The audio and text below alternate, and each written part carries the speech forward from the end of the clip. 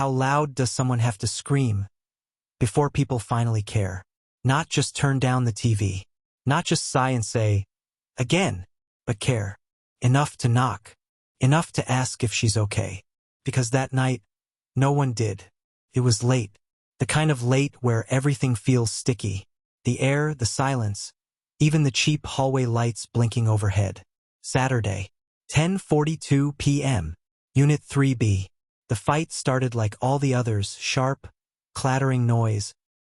His voice thundered over hers rising to meet it like a match to dry grass. The neighbors barely flinched anymore. They were tired. Tired of hearing her cry. Tired of hearing him curse. Tired of feeling helpless and unsure. Some of them even said it aloud later. We thought it was just another fight. But none of them knew. They were hearing her voice for the last time. This one was different. There was no stomping out the door. No sobs trailing down the stairwell. Just a sudden, awful hush. As if something had been pressed too hard. Stopped too fast. Ms. Ramirez, one unit over, turned down her soap opera. She strained to hear more. But there wasn't more. Just the refrigerator humming. Just that old hallway fan spinning like nothing had happened. And the man inside? He said nothing. Did nothing. Didn't leave. Didn't call. Just stayed.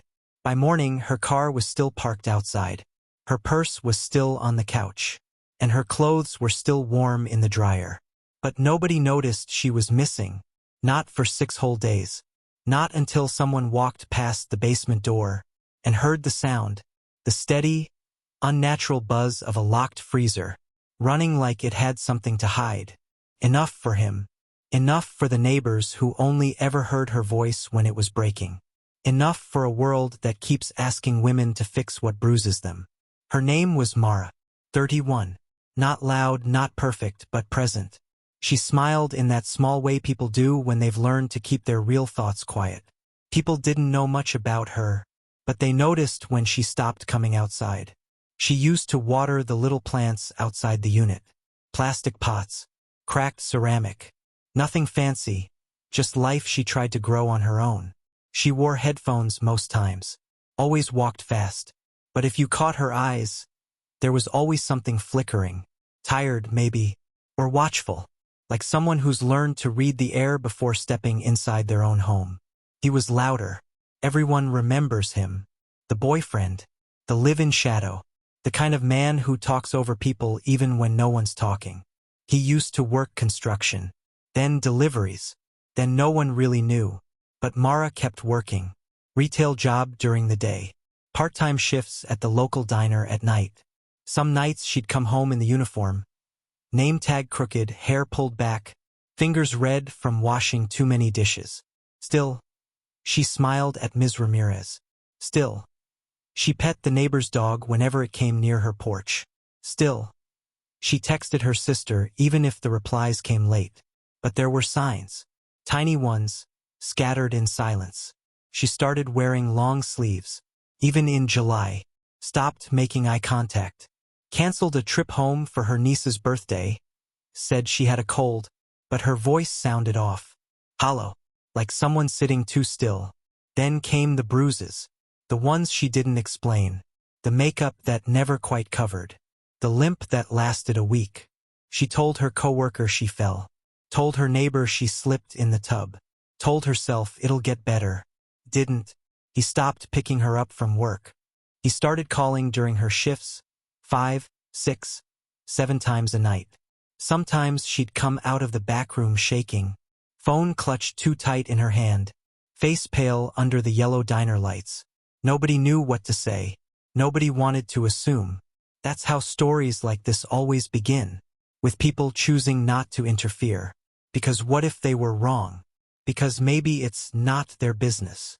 But the truth is, it was their business. It was everyone's. Because Mara didn't just disappear. She was erased slowly, day by day, word by word.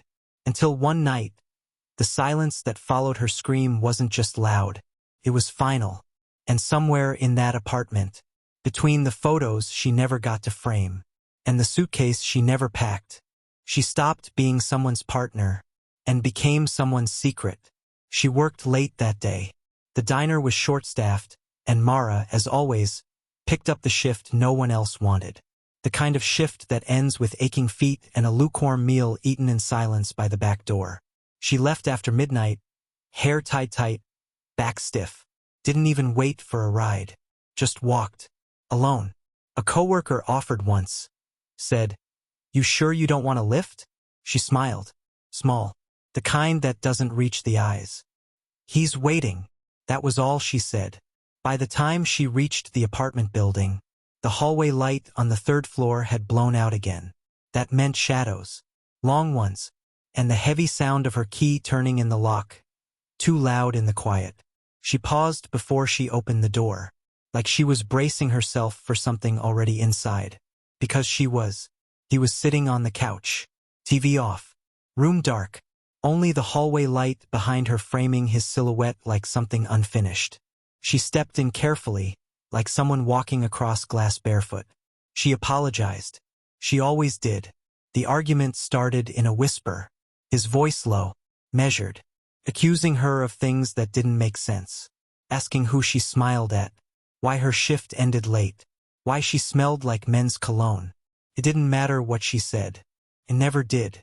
She moved toward the bedroom. Tried to change the subject, tried to clean. Tried to turn this moment into something normal. But nothing about that apartment felt normal anymore. Even the air had shifted. Heavy, stale. Like it had been holding its breath. He followed. Words turned sharp. Sharp turned to yelling. Yelling turned to things being thrown. A glass, a shoe, a picture frame she once loved. The frame cracked against the wall. The photo inside fell, landed face down on the floor. They both looked at it. Neither picked it up. She went quiet. Not out of fear. Out of exhaustion. Because when you run out of defenses, silence is all that's left. She moved toward the door. That's when he blocked it. Didn't touch her. Just stood there. A gesture that says, "Try me." A gesture that's been practiced. She backed up. He stepped forward. And suddenly the room wasn't just a room. It was a cage. No one heard what happened after that. Only the sound of something breaking. Then a thud once, then again. Then stillness.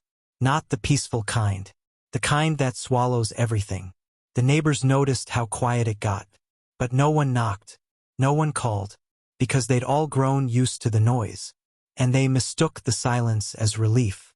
But Mara never left that room. Her shoes stayed by the door. Her phone buzzed with unread messages. And in the laundry room, the dryer beeped 3 times before stopping. Her last load of clothes still warm inside. By morning, he was seen walking to the corner store. Bought a soda. Said nothing. Nodded to the cashier like it was any other day. Inside the apartment, the picture frame still lay face down.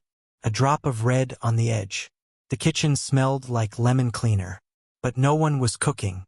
The clock above the sink blinked. Flashing the wrong time. Flashing like it had witnessed something it couldn't forget. The first day passed without alarm. People heard nothing from the apartment, but they told themselves she probably needed space. Probably left for a few days. Probably staying with family. Probably fine. The neighbor across the hall noticed the porch light was still on the next morning. Not unusual, but by evening it was still glowing. Against a front door no one opened. She thought of knocking. She didn't. The mailbox filled slowly. The same way worry does. Quiet, unnoticed until it spills over. Receipts. Ads. A folded postcard from her sister. No one reached for them. Inside the apartment, the lights stayed off. The TV stayed silent. But something buzzed faintly beneath the floorboards. Steady, mechanical, like a heartbeat made of electricity. He was seen twice. Once carrying a trash bag. Once leaving through the back. Never once looking anyone in the eye. A coworker tried calling Mara. The phone rang. It rang again. Then voicemail. A robotic voice asking to leave a message for someone who never checked them. They sent a text. "Hey girl. Everything okay?" Stayed unread. By day 3, her manager at the diner grew concerned. She hadn't called in. Hadn't picked up her paycheck. Hadn't replied to the second, or third, or fourth message. That wasn't like Mara. They called the number again. Still nothing. Her sister, 2 states away, hadn't heard from her either. The last text she got was short. Can't talk. We'll call you tomorrow. Tomorrow never came. And still, no one knocked. By day 4, the smell began. Faint at first. Damp. Metallic. Sour at the edges. But the building was old. Pipes rusted. Garbage chutes stuck. People assumed it was just something in the walls. No one wanted to imagine anything worse. But Ms. Ramirez noticed something else. The sound. Not loud, just constant. A low humming from the vent that connected their units. She couldn't place it. Something running. Something cold. She told her son during a phone call. He said, "Probably the fridge. Don't overthink." She hung up, heart still tight. On day 5, someone left flowers by the door. No note. Just wilted daisies in a glass jar. As if someone knew. As if someone finally saw the silence for what it was. And on day 6, a maintenance worker went into the basement. There'd been a complaint about a leak. He followed the sound of dripping, past the boiler, past the mop sink, to the far back where the extra appliances were stored. That's where he saw it. The old freezer, locked with a padlock that wasn't from the building. It was humming. Steady. Wrong. He stood there for a long time. Didn't touch it. Didn't speak. Just felt the hair on his arms rise. Like the air around him had turned into something colder than cold. He left. Made a call. And said only this: "Something's not right down here." The police didn't rush. It wasn't a missing persons case yet. No forced entry. No blood in the hallway. No family in town to press them harder. Just a quiet apartment. A few worried neighbors. And a locked freezer humming below ground. But when the property manager mentioned the padlock, something clicked. He told them it wasn't supposed to be there. Said no one should have been using that freezer at all. It was old, disconnected last year, never removed. Now suddenly it was running. And someone had gone out of their way to keep it that way. That's when they pulled the surveillance tapes. The building only had 2 working cameras. One at the front entrance, and one pointed at the basement hallway, flickering in grainy black and white. The footage from that week was quiet. Hours passing without a soul. Mara was never seen leaving. But just after midnight on Sunday, the figure appeared. It was him, walking fast, hands full. First a bag, then a second trip, something heavier. Long object, covered. He looked up once, right at the camera. Not startled, not afraid, just still. Then he disappeared off-frame toward the freezer. 3 minutes later, he walked back. No bag, no object. His hands were empty, and he didn't look back. They zoomed in on the footage, watched again, and again. No one else entered the basement in the hours before or after.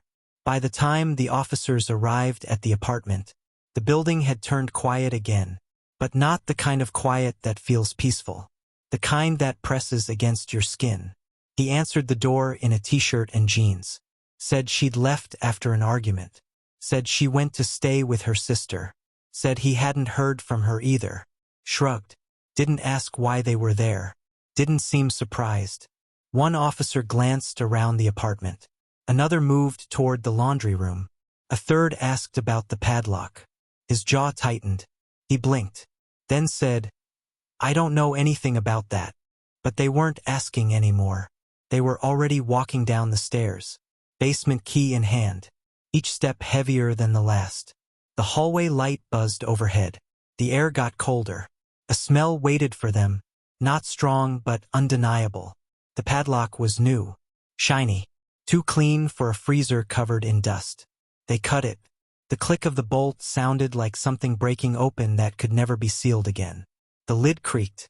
Someone gagged. No one spoke. Not right away. Inside, a blanket, a wrist, hair, skin pressed against plastic. Folded in the way people are never meant to be folded. She was still in her work clothes. The name tag bent, but readable. Mara. No struggle. No movement. Just stillness wrapped in cold. Someone turned away. Another officer whispered a curse. The third just stared. Because no matter how many scenes like this they'd seen, This felt personal. They sealed off the apartment. Walked him out in handcuffs. He didn't resist. Didn't ask questions.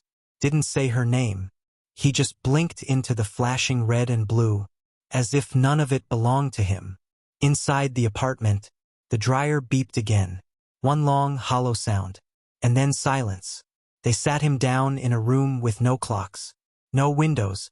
Just 4 gray walls and a metal table that smelled like old coffee and bad news. He didn't ask for a lawyer. Didn't ask if she was okay. Didn't even ask what this was about. He just sat, leaning back, fingers interlocked behind his head, like he was waiting for something to blow over. The detective walked in, no shouting, no accusations. Just a folder placed gently on the table. One photo visible. Mara's shoes. Side by side. Still by the front door. He looked at the picture. Then away. Then said it like a script. We fought. She left. I don't know where she went. The detective didn't flinch. Didn't blink. Just slid another photo across the table. The freezer. Open. The blanket. The skin. His jaw tensed. One blink longer than it should have been. Still no emotion. I didn't kill her. That was his next sentence. No one had used the word kill yet. But he did. Fast. Like he'd been waiting for it. They asked how she ended up in the basement. He shrugged. Said, I panicked. Said, I didn't know what else to do. But he never said what happened. Never said how it happened. He started talking in circles. About how difficult things had been. How she yelled too much. How she made him feel small. How she always threatened to leave. He said it like that was the crime. Her wanting to go. Her pulling away. Her reclaiming air he thought belonged to him. He told them about the night they argued. Said she threw something first. Said she slipped. Said she hit her head. Said it wasn't what it looked like. But what it looked like was a freezer sealed shut for 6 days.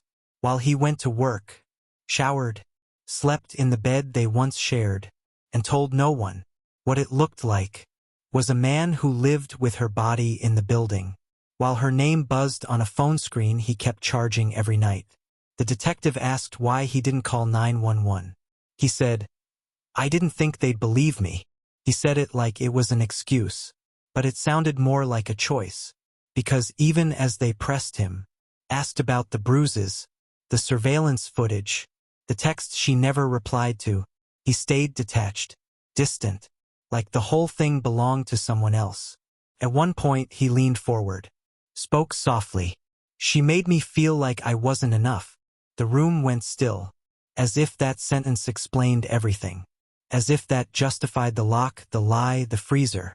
The detective asked if he was sorry. He looked at the floor, took a breath, then smiled. Thin, brief, empty.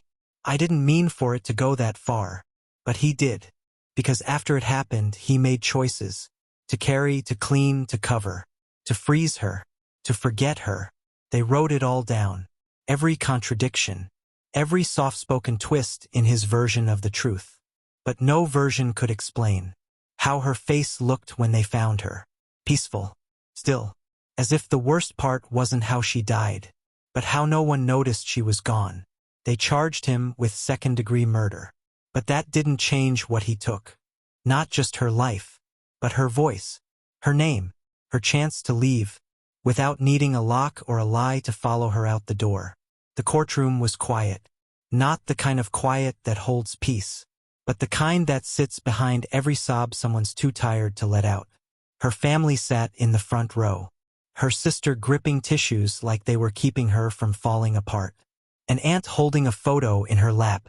Mara smiling in a diner uniform, hair pulled back, eyes still full of something the world eventually took from her. He walked in wearing a suit, clean-shaven, hands behind his back, like someone showing up for a job interview, not a murder trial.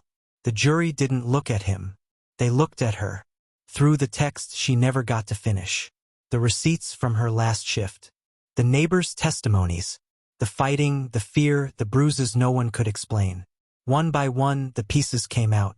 The scratch marks on the inside of the freezer lid. The security footage. The timestamp on her dryer. The phone records showing how he texted her the next day, just once, just to say, "You always push me too far." He told the courtroom he panicked, said he didn't know what else to do, said it was an accident.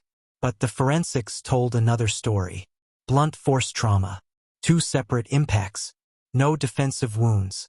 No indication of a struggle, because she never got the chance. And then, a voicemail, buried in the back end of her cloud storage, discovered by accident weeks into the trial. 30 seconds. Static. Then her voice, breathless, shaky, saying only, "If anything happens to me, tell my sister I was trying to leave. I really was." Her sister left the courtroom when they played it. The judge asked if it should be stricken. The jury said no. He didn't look up once. Not during that. Not during closing arguments. Not even when they read the verdict. Guilty. Second-degree murder. 25 years. No emotion. No apology. Just a man walking out of a courtroom the same way he walked out of her life, without turning around. Afterward, her coworker posted a picture. The diner table where Mara used to sit after closing. 2 empty mugs. 1 receipt with her name still circled in blue ink. It went viral, because Mara wasn't a headline. She was a life. A full, complicated, beautiful life, cut short by someone who wanted control. More than he ever wanted love. Her sister now speaks at shelters. Tells women not to wait. Not to explain away silence. Not to give someone the benefit of the doubt, when their gut is screaming something else. There is no peace in how it ended. Only the truth of what was missed, by neighbors, friends, coworkers, even herself. But there is power in remembering her, in saying her name. Mara didn't go missing. She was erased, but not forgotten. If the story stayed with you, subscribe to The Veil of Secret, where we don't just tell true stories, we bring voices back from silence, one truth at a time.